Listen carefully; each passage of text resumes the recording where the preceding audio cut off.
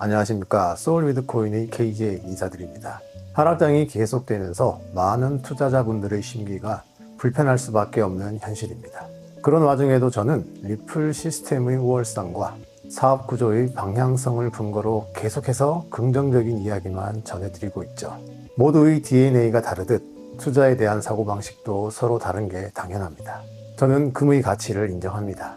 다만 온 세상이 이미 그 가치를 인정하고 최고가를 경신하고 있을 때는 저에게 전혀 매력적으로 다가오지 않을 뿐만 아니라 지금 투자에서는 안 될 자산으로 분류가 돼버립니다. 대신 분명 미래가 밝아 보이는데 가격이 처참해 보이는 자산은 저를 한없이 설레게 합니다. 저는 그 설렘을 느끼게 된 여러 이유들을 하나씩 풀어 이야기할 뿐이라는 점을 밝힙니다. 그런 의미를 이어나가기 위해 오늘은 대기업들이 왜 리플의 실시간 정산 시스템을 외면할 수 없는 구조에 대해 이야기해 보겠습니다. 전 세계 모든 은행들의 최고 VIP는 단연코 대기업입니다. 삼성 같은 대기업은 연간 매출이 330조 원이 넘고 이 중 해외 매출이 85%를 넘습니다. 하지만 어쩔 수 없이 낡은 스위프트 기반의 지연 정산 시스템을 지금도 써야 하는 실정인데 이로 인한 손해는 실로 막대합니다. 삼성 총 연매출 330조 원 중 85%에 해당하는 금액은 약 280조 5천억 원입니다. 연간 은행 영업 예상일은 토, 일, 공휴일을 제외하면 250일에 조금 못 미칩니다. 이 말인 즉슨 하루 평균 약 1조 1220억 원이 스위프트를 통해 움직인다는 뜻입니다. 이 평균 금액이 하루 동안 이동할 때 스위프트와 해당 은행, 그리고 중개은행 수수료만 보수적으로 0.1%로 계산해봐도 하루 평균 약 11억 원이 넘는 비용이 정상 과정에서 빠져나간다는 뜻입니다. 하지만 실제로는 이보다 분명 더 나을 겁니다. 그런데 더 심각한 문제는 따로 있습니다. 돈을 보낼 때의 환율과 실제로 돈을 받게 되는 그 며칠 사이의 환율입니다. 만약 그 사이에 환율이 크게 요동친다면 그 거대한 환차손을 기업 중 누군가는 고스란히 떠안아야 한다는 겁니다. 물론 대기업들은 손실을 줄이기 위해 해지라는 복잡한 금융 기법으로 이 리스크를 막으려 노력하죠. 하지만 그 막아내는 비용 자체도 결국은 수백억 원대의 수수료와 인건비로 나가는 돈입니다. 게다가 며칠씩 늦어지면서 발생하는 유동성이 묶이는 비용까지 더하면 연간 최소 수조 원의 비용을 고정비로 허공에 날리고 있는 셈입니다.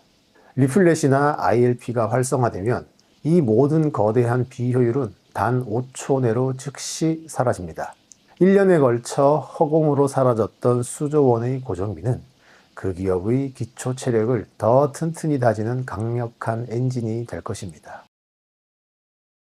국제결제은행, 금융안정위원회, 국제통화기금, 그리고 세계적인 컨설팅 그룹 딜로이트, 전문 리서치 기관인 주니퍼 리서치. 이 모든 기관들은 느리고 비싸고 불투명하며 접근성이 떨어지는 지금의 국제송금 구조가 기업 자금이 묶이는 현상을 만들고 그로 인해 투자와 공급망을 훼손하며 기업의 현금 흐름까지 악화시켜 단순히 각 기업만의 비효율을 넘어 세계 경제 성장 자체를 방해하고 있다고 공통적으로 메시지를 내고 있습니다. 이런 목소리를 내고 있는 대부분의 기관들은 국제송금 방식 개선에 실질적인 영향력을 행사할 수 있는 위치에 있습니다. 그리고 그 힘의 중심은 미국과 유럽에서 대부분 나오지만 그 균형추는 분명히 미국 쪽에 더 기울어 있습니다. 미국은 이미 리플을 중심으로 한 실시간 정산이라는 새로운 결제 구조를 시스템 차원에서 적용하기로 방향을 정한 것으로 보입니다. 어차피 다른 국가에는 리플 흉내라도 낼 수 있는 프로젝트 자체가 없습니다. ISO 20022와 ILP 프로젝트를 주도한 세력과 그 성격을 보면 이 시스템이 미국 중심이라는 것과 결국 리플 중심이라는 사실은 명백해집니다. 리플은 이 표준위원회의 정식 멤버로서 표준을 따르는 수준을 넘어 만드는 위치에 있습니다.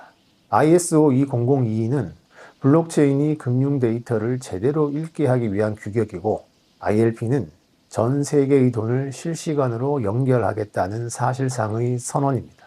자세한 내용은 제 이전 영상들에서 이미 여러 번 다뤘으니 관심이 있으신 분들은 꼭 찾아보시길 바랍니다. 업비트와 K뱅크의 사례를 보면 처음엔 은행들이 코인 거래소와 손잡는 걸 극도로 꺼렸습니다. 하지만 K뱅크가 거래소 덕분에 막대한 자금을 끌어모으자 뒤늦게 다른 은행들이 줄을 서기 시작했죠. 리플의 실시간 정산 역시 똑같은 길을 가게 될 겁니다. 지금은 은행들이 규제의 명확성이라는 확실한 이유 때문에 쓰고 싶어도 쓸 수가 없지만 그다지 머지않은 미래에 미국의 글로벌 기업들이 실시간 정산을 쓰기 시작하는 순간 그들과 거래하는 모든 기업들도 당연히 동참할 수밖에 없을 것입니다. 이건 선택의 문제가 아니라 미국과 연결된 기업들이 겪게 될 확정된 미래입니다. 이미 신한은행은 일본, 한국 간 리플렛 기반 테스트를 성공적으로 마쳤죠. 만약 이 시스템을 국내 최초로 도입하는 은행이 나온다면 실시간 정산이 당연시되는 그 시절이 왔을 때 K뱅크가 업비트로 얻었던 점유율, 그 이상의 파급력이 생길 겁니다. 결국 은행들에게 최고의 VIP인 기업 고객을 지키기 위해서라도 전 세계 은행들은 머지않아 리플의 시스템을 앞다투어 도입하게 될 겁니다. 이렇게 대단한데 XRP 가격은 왜 이 모양이냐? 분명히 이렇게 묻고 싶은 분들 계실 겁니다. XRP의 탄생 목적과 이 거대한 흐름에 대해 단 한 번도 진지하게 집중해 본 적 없이 그저 당장의 유동성이나 세력들의 움직임만 연구해 오신 분들에게는 저의 이런 얘기가 뜬구름 잡는 소리처럼 들리겠죠. 그런데 여러분, 우리가 어릴 적에 세뱃돈을 받아 은행에 가면 은행 누나가 이름을 불러주고 볼펜으로 일일이 이름과 금액을 적었죠. 25일이면 아버지가 들어오시자마자 엄마가 노란 월급 봉투부터 잽싸게 가로채던 기억도 나네요. 저도 조금 더 크게 자라서는 예천 문공업사라는 곳에서 한 달간 톱밥 가루 먹어가며 아르바이트하고 흰 봉투에 만원권 60장 받았을 때의 그 도톰한 느낌을 아직까지 간직하고 있습니다.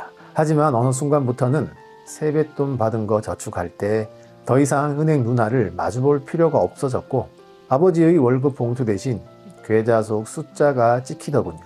더 나아가 폰뱅킹과 인터넷 뱅킹이 되더니 이제는 스마트폰 하나로 모든 게 끝나버리는 시대가 됐습니다. 만약 우리가 그 시절에 관련 회사에 투자를 했다면 인터넷 뱅킹 시대가 정말 오긴 오겠느냐며 조바심을 냈을 것이고 스마트폰으로 은행 일을 하는 세상이 말이 되느냐며 의심했을지도 모릅니다. 그리고 꿈에서 깨라는 권위 있는 사람들의 충고에 가슴이 철썩 내려앉기도 했겠죠. 그 옛날 우리가 금융혁신에 특별한 관심을 두지 않았어도 그냥 살아오다 보니 어느 순간 스마트폰 금융의 시대 한가운데에 서 있게 된 것처럼 앞으로도 마찬가지입니다. 그냥 성실히 하루를 살아가다 보면 XRP 시대는 어느새 우리 곁에 와 있을 것입니다. 그래서 저는 XRP는 조급해야 할 자산이 아니라 너그럽게 기다려줄 수 있어야 하는 자산이라고 봅니다. 혹시 XRP 전성시대가 왔을 때 그때도 여러분들과 함께하고 있다면 그때는 정말 소맥이라도 같이 한잔하길 바랍니다. 첫 잔은 제가 맛있게 말아드리겠습니다. 제가 오늘 준비한 내용은 여기까지입니다.